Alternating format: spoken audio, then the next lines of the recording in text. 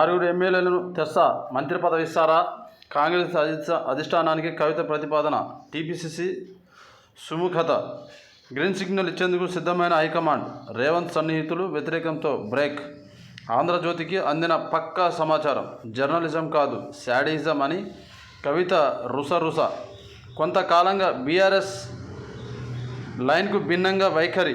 Jail నుంచి బయటకు వచ్చాక స్వరంలో మార్పు. సామాజిక తెలంగాణ రాలేదంటూ గత కేసీఆర్ పాలనకు వ్యతిరేకంగా వ్యాఖ్యలు. పర్యటనతో సొంత అడుగులు నిజం కాదా? బిడ్డ ఓడిపోతే 6 నెలల్లోనే ఎమ్మెల్సీని చేశారు. దళితులు బీసీలకు ఉద్యోగాలు అక్కర్లేదా? బర్రెలు గొర్రెలు పెంచుకుంటూ బతకాలా? మాజీ సీఎం అలాంటి పథకాలే పెట్టారు. ఆయన కుటుంబ సభ్యులకే ఉద్యోగాలు ఇచ్చారు. కులం వల్ల గుర్తింపు రాదు, చదువుతోనే వస్తుంది. ముఖ్యమంత్రి రేవంత్ రెడ్డి. టీడీపీ జాతీయ అధ్యక్షుడిగా మరోసారి ఎన్నికైన అనంతరం ప్రమాణం చేస్తున్న చంద్రబాబు. 2 తెలుగు రాష్ట్రాలు నాకు సమానమే.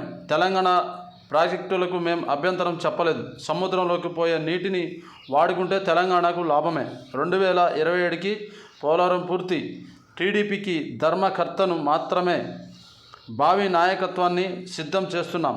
మహానాడులో చంద్రబాబు తెలంగాణలో ముక్కోడు, ఏపీలో తిక్కోడు పోయారు. నన్నూరి నర్సిరెడ్డి గారు.